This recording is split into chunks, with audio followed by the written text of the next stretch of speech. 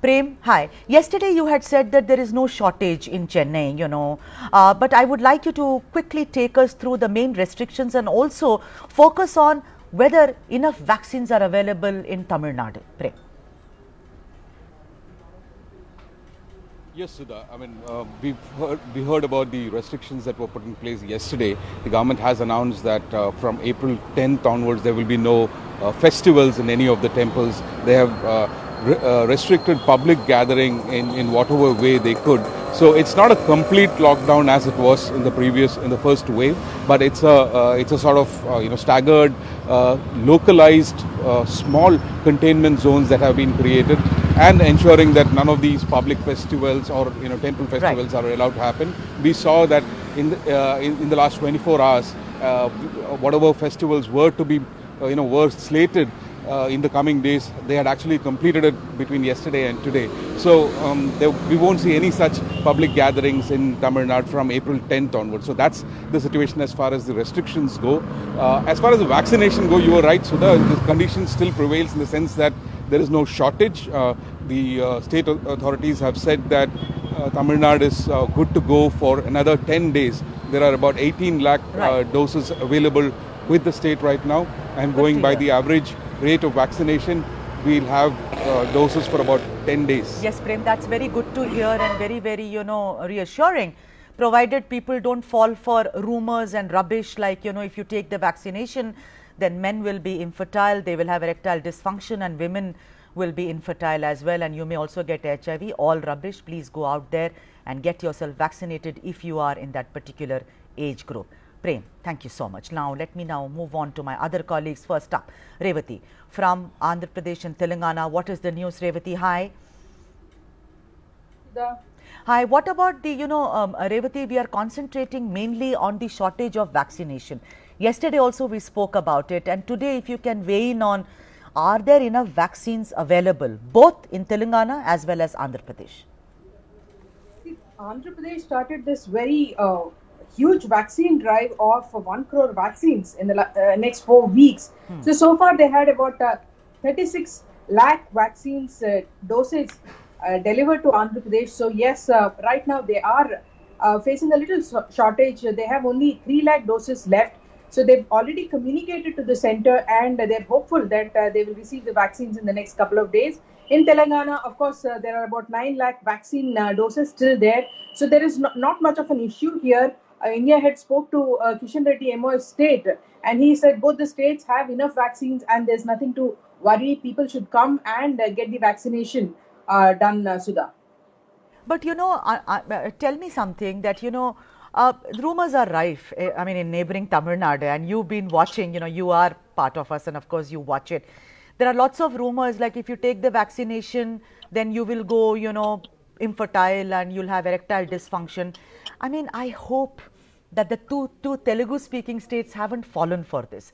I'm not criticizing Tamil Nadu, but this is sheer rubbish, Revati, and I think you, who also reported from Tamil Nadu, should speak more about it as to what the situation is in the Telugu speaking states. See, clearly, of course, Tamil Nadu has, I think the rumors are rife there, but here, luckily in Andhra and Telangana, those are not the kind of rumors that are going around. Especially, they think in Andhra and Telangana, the only resistance towards vaccine is it's still in a trial stage, and fever might happen, some people might die. So all those concerns are there, not the kind of concerns that we're hearing in Tamil Nadu, Sudha. And what about the hospitals, Revati? Because throughout last year, we did a string of stories, Gandhi Hospital and even, the other hospitals like Usmania, which are iconic, which are old, were really, struggling for COVID beds and also COVID, medicines. As of now, what are you hearing on the ground? Because some states have said that the ICU is full, even the general wards are full, which is so unfortunate. See, luckily, Sudha, I think what we've learned from the first wave is to be prepared. I think that is what both the Telugu states have done, especially in Telangana. The Chief Minister last week itself spoke with the private hospital management and asked them to have at least 20% beds reserved for COVID patients. And yes, they've ramped up all the other arrangements in Gandhi, Usmania, and all the other government hospitals. And in Andhra, there, at every ward level, they have one doctor and a 104 vehicle in which there is another doctor. So each ward has two doctors. So everything, at least, in terms of preparedness, Andhra and Telangana are doing much better than other states. That's what I can tell at this point, Sudha. That puts a smile on my face, Revati. I mean, it is so heartening to hear, and I hope everybody stays safe in both Andhra and Telangana. Revati, thank you so much for bringing us up to speed on the COVID surge. Thank you. Now, let me go across to Suraj, my colleague who's reporting straight from Bengaluru. But before that, I would like you to look at these vaccine shortage graphics, which is now going to play on your screen. Let me ask my producers to pull that up. States which have appealed to the center to send them. These are the states. The states appealed to the center: Bihar, Odisha, Uttar Pradesh, Maharashtra, Punjab and Chhattisgarh. These are the states which have appealed to the center to send them supplies ASAP because they are running short of vaccination. And what is really good about is, which means perhaps, the bright side of it is that people are getting vaccinated in large numbers in all these states. So none of the South Indian states, Bihar, Odisha, Uttar Pradesh, Punjab, Maharashtra and Chhattisgarh, those are the states which have made an appeal to the center to send them supplies of the COVID vaccine. Let me now go across to Suraj. Suraj, hi. Please take the viewers through the restrictions that have been imposed. That is the first question for you, Suraj. And the next is about vaccination shortage. So first up, what is in concise form the restrictions imposed by Karnataka government? Hello, sir. It was after the meeting with the Prime Minister last evening. Chief Minister B.S. Yediyurappa announced a night curfew, or the Corona curfew like it's called now. This is to ensure that people still remember that we are amidst the COVID-19 crisis. And also, this night curfew will be between 10 p.m. and 5 a.m. the next day.